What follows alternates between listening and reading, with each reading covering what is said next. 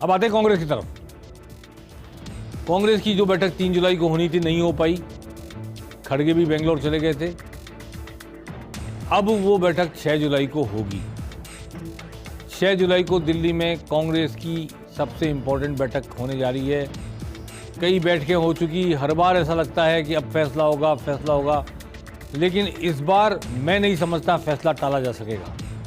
अब फैसले की घड़ी आ गई है और रंधावा मौजूद रहेंगे, खड़गे मौजूद रहेंगे, डोटासरा मौजूद रहेंगे, प्रदेश कांग्रेस अध्यक्ष, राष्ट्रीय अध्यक्ष, प्रदेश प्रभारी और मुख्यमंत्री अशोक गहलोत जो चोटिल हैं इस वक्त। ज़्यादा संभावना यही है कि वो जयपुर से ही वर्चुअली मीटिंग अटेंड करेंगे। सचिन पायलट भी इस मीटिंग में आ सकते हैं। राहुल गांधी के बैठक में मौजूद रहने की पूरी संभावना है और सचिन पायलट के अलावा भी कुछ अन्य नेता हैं राजस्थान के जो इंपॉर्टेंट सिग्निफिकेंट लीडर्स हैं, उनके साथ भी इस बैठक में विचार विमर्श हो सकता है। लेकिन मेरा मानना है कि ये बैठक अब निर्णायक होनी चाहिए। 85 सचिवों की सूची जो संशोधित करके रंधावा ने सौंप दी आलाकमान को और जिलाध्यक्षों की सूची 27 जिलाध्यक्ष चुनने थे, अभी केवल 13 जिलाध्यक्ष हैं, 40 जिले हैं कांग्रेस की दृष्टि से संगठनात्मक, तो वो भी सूची भी और कुछ और नियुक्तियां अगर होनी है, प्रदेश कांग्रेस में, संगठन में, सरकार में फेरबदल होना है, ये सारे फैसले अब 6 जुलाई को हो जाने चाहिए। और अब नहीं होंगे तो फिर कब होंगे? अक्टूबर में चुनाव की घोषणा हो जाएगी, नवंबर में चुनाव हो जाएगी, तो इसलिए समय नज़दीक आ गया है। सचिन पायलट का मुद्दा भी अब एड्रेस करना ही पड़ेगा। आलाकमान को एड्रेस कर रहे हैं वो काफ़ी समय से, लेकिन निर्णायक दृष्टि से अब कहीं ना कहीं इस पार या उस पार होगा। 6 जुलाई के बाद मैं नहीं समझता कि अब उसको और टाला जा सकेगा और हो सकता है मुख्यमंत्री व्हील चेयर पर बैठ के कैसे भी हवाई जहाज से पहुँच भी जाएँ, हो सकता है यहीं से वर्चुअली शामिल हों जैसी उनकी डॉक्टर उनको परमिट करेंगे। अब हम देखते हैं कि आज इस मामले में डोटासरा ने और रंधावा ने दोनों ने दिल्ली में जो बैठकें की आज काफ़ी इंपॉर्टेंट बैठक हुई है, उसके बाद क्या कहा है मीडिया के सामने, आइए सुनते हैं। रंधावा ने क्या कहा प्रदेश प्रभारी ने, डोटासरा ने क्या कहा प्रदेश कांग्रेस अध्यक्ष। देखिए, बीजेपी ਨੂੰ ਮੁਬਾਰਕ ਸੁਨੀਲ ਜਾਖੜ ਔਰ ਜੋ ਕਾਂਗਰਸ ਨੇ ਉਸ ਪਰਿਵਾਰ ਨੂੰ ਦਿੱਤਾ ਸੀ ਉਹਦੇ ਬਾਰੇ ਜ਼ਰੂਰ ਉਹਨਾਂ ਨੂੰ ਸੋਚਣਾ ਚਾਹੀਦਾ। ਸਿਰਫ ਅਸੀਂ ਪਾਵਰ ਲੈਣ ਲਈ ਜਾਂ ਆਪਣੇ ਇੰਡੀਵਿਜੂਅਲ ਜੋ ਹੈਗੇ ਨੇ ਉਹਨਾਂ ਲਈ ਨਹੀਂ ਬਣੇ, ਕੋਈ ਮੋਰਲ ਵੈਲਿਊਜ਼ ਹੁੰਦੀਆਂ ਨੇ, ਇਹਨਾਂ ਕੁਝ ਕਾਂਗਰਸ ਕੋਲ ਲੈ ਕੇ ਕਾਂਗਰਸ ਨੂੰ ਧੋਖਾ ਦੇਣਾ ਮੇਰੇ ਖਿਆਲ 'ਚ ਬਹੁਤ ਗਲਤ ਗੱਲ ਹੈ। सर, जाखड़ साहब को अध्यक्ष बनाया गया है पंजाब बीजेपी का, किस तरीके से देखते हैं आप? देखिए कि मैं जाखड़ साहब को भी मुबारकबाद देता हूं और बीजेपी को भी, और जो कांग्रेस के साथ जो कांग्रेस ने इतना दिया तो दुख तो है कि जो कांग्रेस को खाकर, कांग्रेस से इतने फ़ायदे लेकर, इतने बड़े बड़े ओहदे लेकर कांग्रेस से जाना और सिर्फ अपने मफाद के लिए रहना और पावर में रहना, ये बदकिस्मती है हिंदुस्तान की पॉलिटिक्स की।